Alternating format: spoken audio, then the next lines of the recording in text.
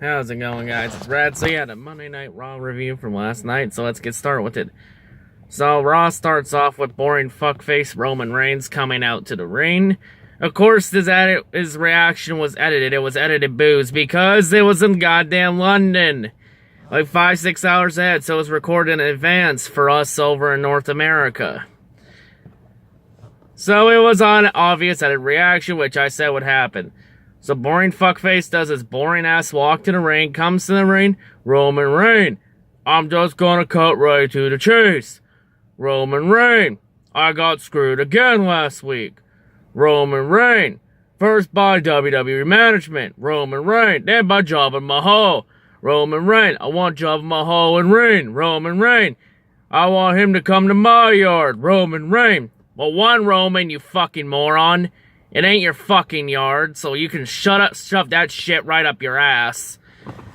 But then, instead of Jabba Mahal, Kurt Angle comes out. Kurt comes and says on behalf of management that Roman Reigns will no longer be getting any more opportunities at the Money in the Bank. But he said that Jinder Mahal was wrongfully denied a Money in the Bank qualifying opportunity. So he decided that he's going to give Jinder Mahal one in a triple threat match against Bobby Lashley and Elias Sampson. Roman Reigns, I understand you have family. Roman Reigns, you need this job. Roman Reigns, you understand what I have to do. Roman Reigns, I'm a big dumbass. So then boring fuckface gets out of the ring, walks all the way to the backstage area to find Jabba Mahal. And then they have a backstage brawl, where Jabba Mahal first throws Roman into a wall. Roman would counter by throwing Jinder Mahal into some fencing, and then right into a catering table. Then the brawl would go up onto the stage. Roman would hit a stupid man punch on Jabba Mahal. As Roman's about to go for the spear, referees and backstage personnel come in to separate the fight, and Jabba Mahal runs away, while the crowd's chanting, "You both suck." And thank you, London, you know what Vince was trying to do. He was trying to make us choose between Jobber and Roman. But like Cena and Roman, we aren't gonna make a choice. We say fuck both of them. They do both suck. So yeah, next up we get an Intercontinental title open challenge match. Seth Rollins defends the Intercontinental title, and the challenge will be accepted by Kevin Owens. It was actually a pretty good match. Back and forth, some great highlights. Kevin Owens would counter Seth Rollins' suicide dive by throwing Seth right into the post. Seth Rollins did a good Falcon's Arrow on the ring apron, really well done. Match ending, while Kevin Owens is getting back in the ring, Seth would hit the middle finger to Finn's curb stomp. I think Seth calls it the blackout now. So yeah, anyway, without further ado, Seth Rollins would get the 3 count on Kevin Owens for the win. And of course, after the match, Kevin Owens was complaining, saying that he was wrongfully screwed out of a win. Number one, there's nothing illegal against that, so I'm gonna say Kevin quit complaining. But Kurt was not gonna grant him a championship rematch. So Kurt said he was gonna talk to the one person that could overrule Kurt, Stephanie McMahon. Well, what happened, you'll find out later in the night. So yeah, next up we get a triple threat qualifying match for the men's Money in the Bank. So we get No Way Jose. He comes out with his cringe-ass Congo line against Baron Corbin against Bobby Roode. Really good match back and forth. In the end, match ending, Baron Corbin won't run into the ring post. Bobby Roode would hit the glorious DDT on No Way Jose, and Roode gets the 3 count for the win. So now Bobby Roode has qualified for the men's Money in the Bank ladder match. Alright. Next up, though, we get a tag team match. We get the B team, Curtis Axel and Bo Dallas against Queer Zongo. No. Fuck that match. Fuck that match entirely. 2 teams I don't give a shit about.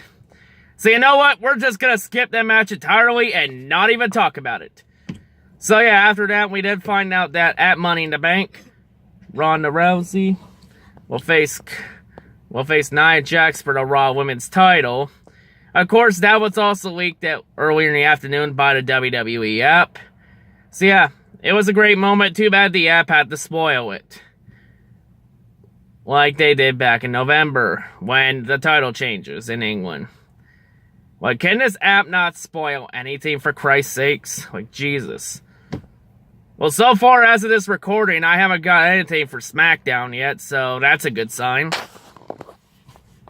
So yeah, next up we get a 6-women tag match. We get Sasha Banks, Ember Moon, and Natalya against Ruby Riott. Hang on a second, I'm going to close the window so nobody can hear me.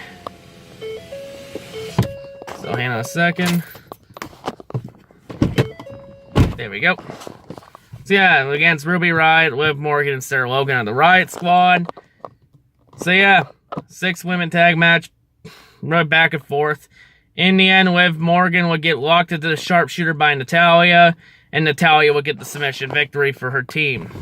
So alright. And we also have a interview segment with Sami Zayn, where Sami now holds a grudge against Bobby Lashley. Of course, complaining that Bobby Lashley has had it out for him since he came back.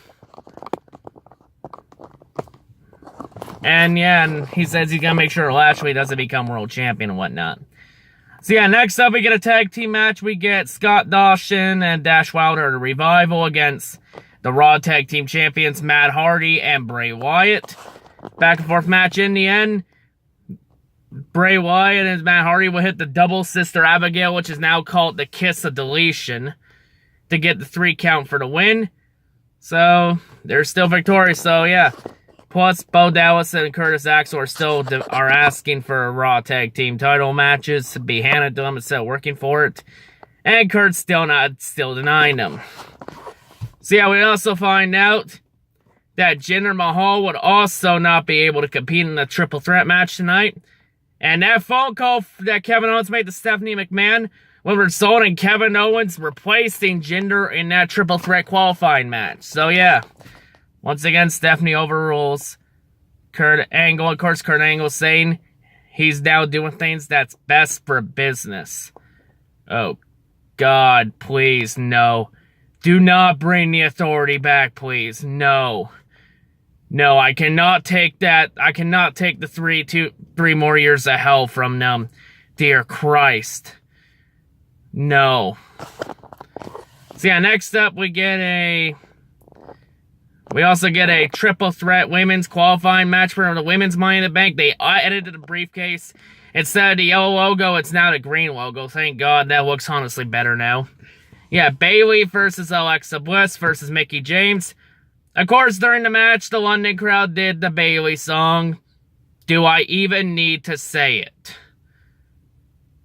In the end, Alexa Bliss would get the 3 count for the win, and Alexa Bliss qualifies for the match. Yeah, London crowd, so much for your hard-on for Bayley, right? So much for that. So yeah, next up we get a tag team match. We get Dolph Ziggler and Drew McIntyre against Finn Balor and Braun Strowman. Really good match, back and forth. In the end, Dolph Ziggler would hit the zigzag on Finn Balor to get the 3 count for the win.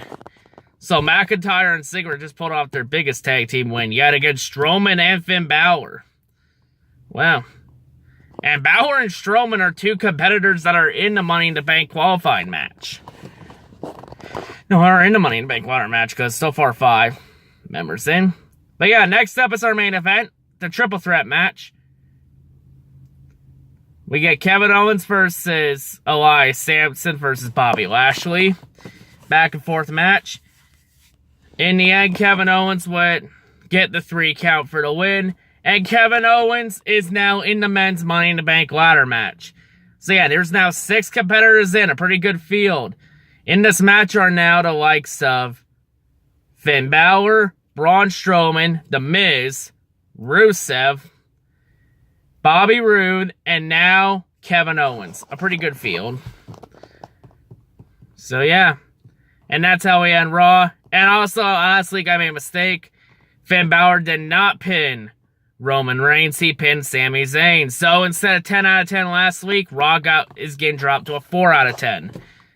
And for Raw this week, 3 out of 10. And actually not 3 out of 10. If I say 3 out of 10, I sound like an asshole. I'll say 4 out of 10. They're mediocre. Because that's what this company is. If anyone wants to know, no, I do not like bashing this company. I want it to succeed. But you know, sometimes you gotta be hard for it to be successful. Sometimes you gotta give them a kick in the ass for them to wake the fuck up. Alright? Because, you know, yes, I watched the videos from Trashmatic99 and Chase Oliver 68 about, you know, about wrestlers telling others how they should be wrestling fans. You know what? I don't need somebody to tell me how to be a fan. I have standards. I'm not lowering the bar anymore. If I don't like it, I'm gonna make my voice known. Do I like to be negative? No. But sometimes I gotta be negative for them to see. But of course with wrestlers, if you go on Twitter, as soon as you're saying some negative about the product, they're blocking you and you get called the internet fan. Yeah, think about it. It's 2018, and they're still using the internet fan excuse. That just shows how WWE is so out of touch with reality. They are so out of touch because the internet fan excuse is so 2000 late. Like, grow up and actually listen. You may learn something from our opinions. Listen to the little guys. We actually fucking matter. Like, that's like Vince. Listening to the little guys, what your father and your grandfather did. And of course, you're going away from that. So why don't you go back to what worked? Listen to the little guys. Now, of course, we all know what Jinder Mahal's thing will set up. It's going to set up Jinder versus Roman at Money in the Bank. Oh, fuck. Vince is really going to make us choose between Jinder and Roman? Fuck both of them. They both suck. They can both go to hell. But yeah, that's all I got to say. Hope everyone has a great day, and yeah, peace out.